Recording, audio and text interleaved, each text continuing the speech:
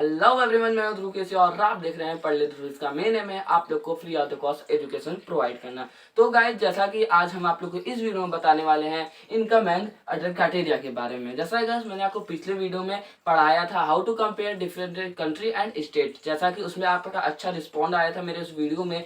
तो उस वीडियो से हम लोग कनेक्ट करके देखते हैं कि उस वीडियो से कनेक्ट करके देखते हैं कि इस टॉपिक से कनेक्ट करके देखते हैं कि इस टॉपिक में उससे क्या क्या चीज कनेक्टेड बताई जा रही है। जैसा कि मैंने आपको उस लेक्चर में मतलब कि लेक्चर नंबर 3 में 4 में आपको बताया था कि आप लोगों को कंट्री कैसे पता करना है, कंट्री डेवलप्ड है कि अंडर डेवलप्ड है, कंट्री अनरिच है, रिच ही नहीं है, पुअर कंट्री है, वो कैसे पता करना था। वो एक क्राइटेरिया, सिर्फ एक क्राइटेरिया था, वो इनकम का क्राइटेरिया था। वो क्राइटेरिया जो इनकम का था वो आप लोग यहाँ बताएंगे। इनकम के बारे में बस हम यहाँ लिखे हैं, देखिए इनकम एंड अदर क्राइटेरिया।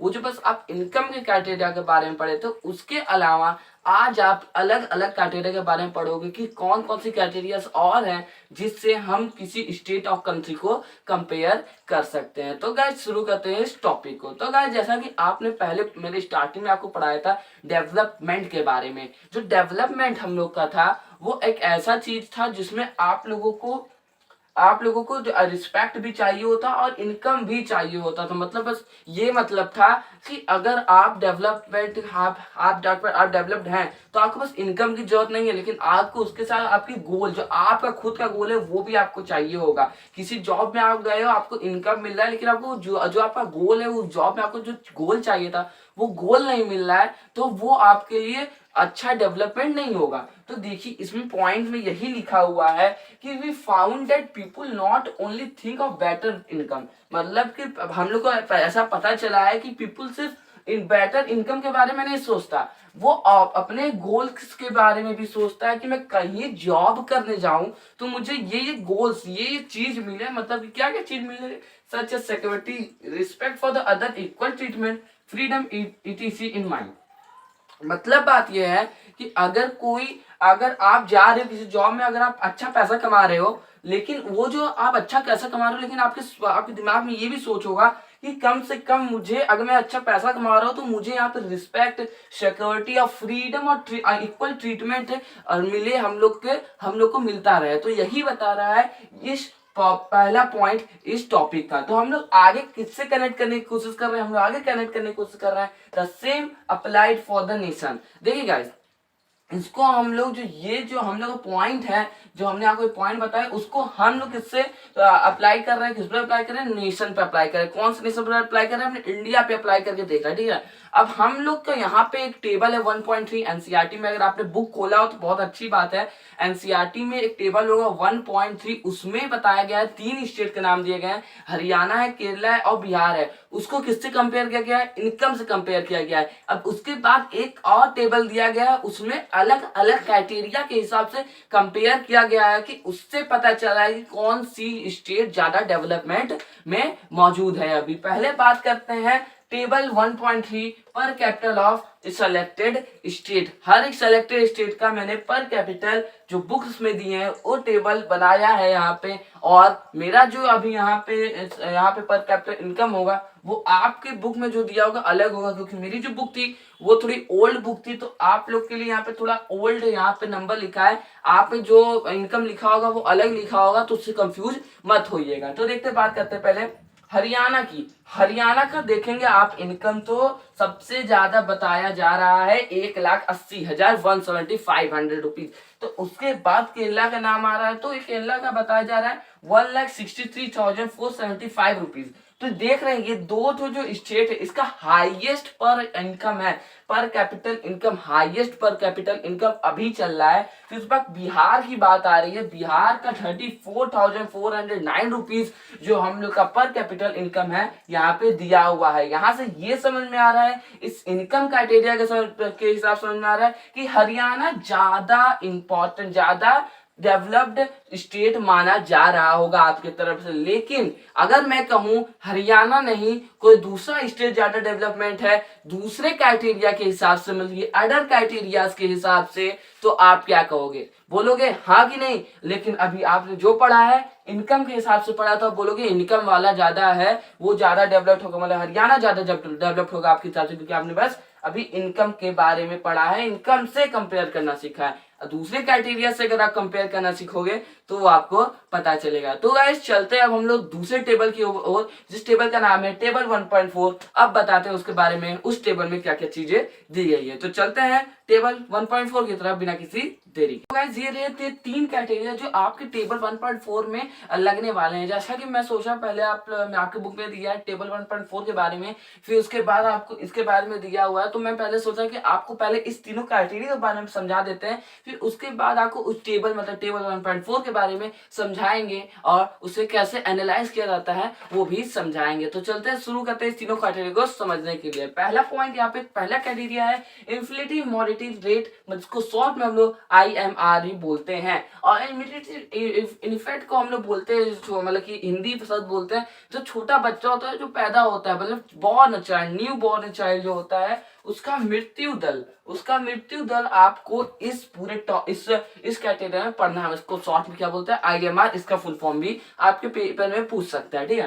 तब इसका पॉइंट क्या है, इसमें क्या दिया है देखिए, indicate the number of child that die before the age of 1 year as a proportion of 1000 live children born in the particular year. मतलब कि इसमें, मतलब कि जो इन्फ्लेटिव मॉर्टिलिटी रेट है, इसमें ये बता रहा है कि जो न्यू बॉर्न चाइल्ड में नए बच्चे होते हैं जो पैदा होते हैं, जो बच्चे होते हैं जो पैदा होते हैं स्टार्टिंग में, वो जो अपने पहले बर्थडे मतलब फर्स्ट बर्थडे बनाने बिना उनका डेथ हो जाता है, उसे हम लोग इन्फ्लेटिव मॉर्टिलिटी रेट कहते हैं। मतलब क्या है इसका मतलब सिंपल सा ये आ रहा है कि जो छोटे बच्चे जो पैदा होते हैं, मान लीजिए कोई बच्चा जो 5 महीना चला और उसके बाद उसकी डेथ हो गई, मतलब कि जो कोई बच्चा पैदा हो, मतलब एक बच्चा पैदा हुआ, उसको 5 महीने में, वो 5 महीना अच्छे से चला, फिर उसके बाद उसका तबीयत खराब हुआ, फिर उसके बाद उसका डेथ हो गई, मतलब कि वो पूरे अपने बर्थडे तक, मतलब 1 साल के हुए बिना उसकी डेथ हो जाए, तो उसे हम लोग इन्फ्लेटिव मॉर्टिलिटी रेट कहेंगे। उसके आगे क्या क्या है,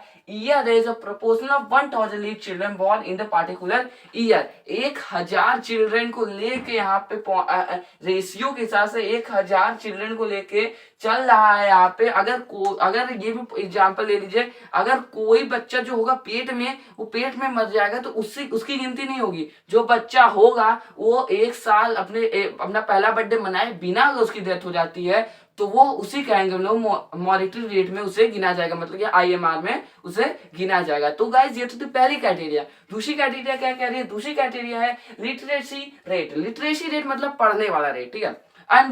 लिटरेसी रेट ज्यादा रहेगा क्या आप डेवलप रहेंगे, नहीं डेवलप नहीं रहेंगे ना। लिटरेसी रेट ज्यादा रहेगा तो आप ज्यादा डेवलप्ड होंगे। तो ये पॉइंट उठता है, और ये पॉइंट उठता है, ये भी आप समझ गए होंगे लिटरेट ज्यादा कौन स्टेट होगा, आपको भी इंडिया में पता होगा अगर आप जीके पढ़ते होंगे। अगर आपको पता है तो नीचे कमेंट करके जरूर बताइएगा। चलते बताते हैं इस टॉपिक में अंदर क्या दिया गया है। Measure the proportion of literate population in the 7 and above है। मतलब कि लिटरेसी रेट में ये बता रहा है, आप ये बताया जाएगा कि जो पॉपुलेशन, मतलब कि जो हम लोगों की पॉपुलेशन है जिसका एज 7 साल और 7 साल से ऊपर के हैं, क्या वो एजुकेटेड है, मतलब क्या वो लिटरेसी है, क्या वो एजुकेटेड है। अगर वो एजुकेटेड है तो ये लिटरेसी रेट बहुत ही अच्छा होगा। और वो अंडर एजुकेटेड नहीं होंगे वो लिटरेसी रेट उसका अच्छा नहीं होगा। वो जो स्टेट होगी वो डेवलप्ड नहीं मानी जाएगी। इसी को कहते हैं लिटरेसी रेट। मतलब कि जो आपको इसमें यहाँ पे ये कंपेयर करना कि जो भी एक बंदा है जो 7 साल का है और 7 साल से ऊपर है, अगर वो पढ़ रहा है, अगर वो एक लैंग्वेज में पढ़ रहा है, अगर उससे एजुकेशन आती है तो आपको लिटरेसी रेट और लिटरेसी मान लिया जाएगा। तो आगे बढ़ते हैं अपने तीसरी कैटेगरी की तरफ। तीसरा कैटेगरी कह रहा है net attendance ratio. Net attendance ratio में क्या है ये अब आपको बता दे रहे हैं। इसमें ये है कि जो हम लोगों के एज ग्रुप, मतलब एज ग्रुप 14 से 15 साल की एज ग्रुप है, और ये जो एज ग्रुप है ना वो किसी बुक में अभी चेंज हो गई होगी, लेकिन मेनली 14 से 15 साल की ही एज ग्रुप ली जाती है। तो 14 से 15 साल की जो एज ग्रुप के बच्चे हैं, जो वो स्कूल, उन लोग के परसेंटेज क्या है, मतलब कि उन लोग का स्कूल में अटेंडेंस कितना है, मतलब कि अटेंडेंस का परसेंटेज, मतलब कितने लोग स्कूल जा रहे हैं, कितने लोग स्कूल जा रहे हैं और कितने लोग स्कूल नहीं जा रहे, इसमें वो बताया जाएगा। और इसमें जितने लोग स्कूल जा रहे हैं उसमें आपको सेम एज ग्रुप मतलब ये 14 से 15 साल के एज ग्रुप में होना चाहिए। एग्जाम्पल ले लीजिए 1000 बच्चे हैं 14 से 15 साल के एज ग्रुप में, उसमें से 700 बच्चे जा रहे हैं पढ़ने के लिए स्कूल और उसमें से 30% 300 लोग नहीं जा रहे हैं। मतलब कि आपका जो परसेंटेज है 70% लोग स्कूल पढ़ने जा रहे हैं और 300 लोग स्कूल पढ़ने नहीं जा रहे, मतलब कि आप लोगों का 30% लोग स्कूल पढ़ने नहीं जा रहे हैं और मतलब कि और 70% लोग स्कूल पढ़ने जा रहे हैं। इसका नेट अटेंडेंस रेशियो का मतलब ये होता है। तो गाइस ये तो था तीनों क्राइटेरिया जिससे आपको टेबल 1.4 समझना है। अब हम लोग चलते हैं टेबल 1.4 की तरफ बिना किसी देरी के, क्योंकि वो बहुत इंपॉर्टेंट है, उसे एनालाइज करना भी बहुत इंपॉर्टेंट होता है। वो हम आप लोगों को टेबल 1.4 में बताएंगे कि आपको एक टेबल को कैसे एनालाइज किया जाता है और मेनली क्लास 10th में जो एनालाइजेशन है टेबल का वो बहुत ही इंपॉर्टेंट है। तो चलते हैं बिना किसी देरी के टेबल नंबर 1.4 की ओर। तो गाइस ये रहा टेबल 1.4, जैसा कि आप मेरे व्हाइट बोर्ड पे देख पा रहे होंगे। मैंने इसमें तीनों क्राइटेरिया के हिसाब से जो बुक में दिया हुआ है उस चीजों को परसेंटेज में लिखा हुआ है कि किस परसेंटेज में क्या क्या चीजें अच्छी हैं हर एक स्टेट में। जैसा कि हम एनालाइजेशन स्टार्ट कर रहे हैं टेबल का, उसके पहले हम लोग जो पहले टेबल 1.3 देखा हुआ था उसको पहले चेक कर ले रहे हैं कि उसमें क्या क्या चीजें थी, उसमें कैसे कैसे थी। उसमें पहले था कि जो हरियाणा था हम लोगों का वो डेवलप्ड माना जा रहा था केरला से ज्यादा। ठीक है, हरियाणा का पैसे ज्यादा थे, इनकम के क्राइटेरिया से हरियाणा ज्यादा डेवलप्ड स्टेट माना जा रहा था। लेकिन अब ये तीन जो क्राइटेरिया नए क्राइटेरिया मैंने आपको अभी पढ़ाए हुए हैं, तीनों क्राइटेरिया के हिसाब से कौन सा स्टेट ज्यादा डेवलप्ड है वो अब हम आप लोगों को बताने वाले हैं। और टेबल को एनालाइज कैसे किया जाता है वो अब हम आपको बताने वाले हैं। इकोनॉमिक्स में इस साल क्लास 10 के इकोनॉमिक्स में, क्योंकि टेबल को एनालाइज करना बहुत इंपॉर्टेंट, क्योंकि क्लास 10 में टेबल बहुत ज्यादा है इकोनॉमिक्स में। तो चलते हैं, शुरू करते हैं, बताते हैं इसमें क्या क्या दिया गया है। ठीक है, पहले हम लोग हरियाणा की बात करते हैं। हरियाणा में देखेंगे IMR मैंने शॉर्ट में बताया था, इंफिनिटिव मॉनिटरी रेट। ठीक है, जो मैंने आपको बताया था उसको मतलब क्या होता है, जो बच्चे छोटे बच्चे नए न्यू बॉर्न चाइल्ड होते हैं जो अपना पहला बर्थडे मतलब फर्स्ट ईयर बर्थडे मनाने के पहले उनकी डेथ हो जाती है, उसी को हम लोग इंफिनिटिव मॉनिटरी रेट कहते हैं, मतलब IMR कहते हैं।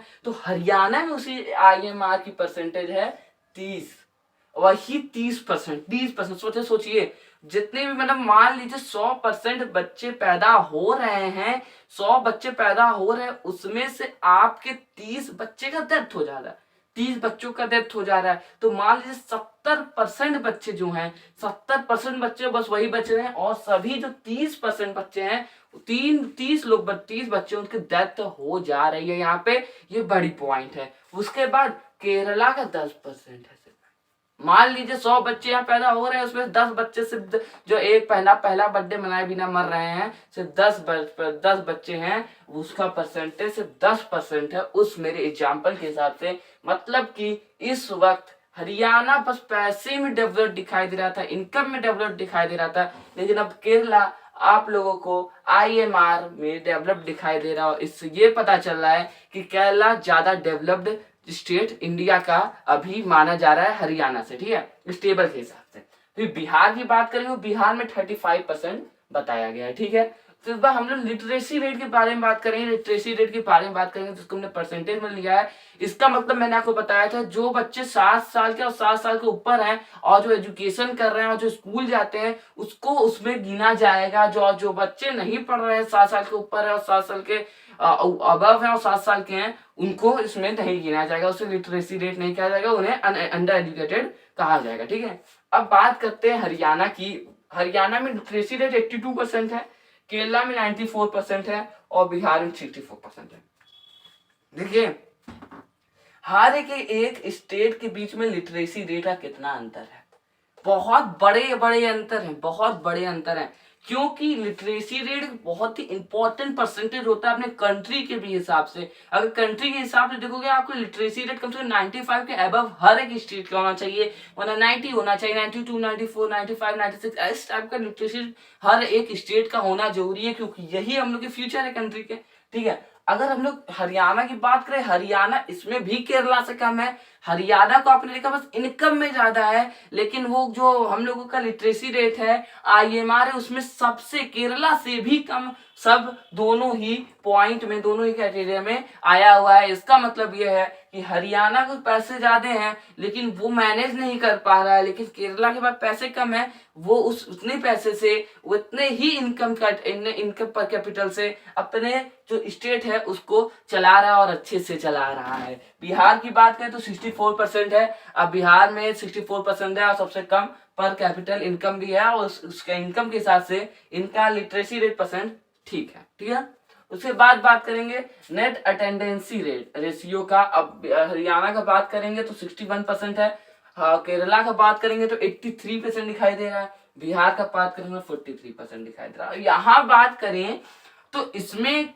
ना किसी को आप कहेंगे मेजोरिटी बहुत अच्छी है, ना बहुत खराब है। ठीक है, अब बहुत खराब कहने की बात आएगी बिहार को तो नहीं कहोगे, क्योंकि भाई अब पैसे भी 32,000 थे, 175 थे, तो उस पर कैपिटल के हिसाब से तो ठीक है। ठीक है, अगर हम लोग हरियाणा 61%, 83%, 43%, ठीक है, अब इसकी बात करें तो अभी भी हरियाणा केरला को बीट नहीं कर पा रहा है।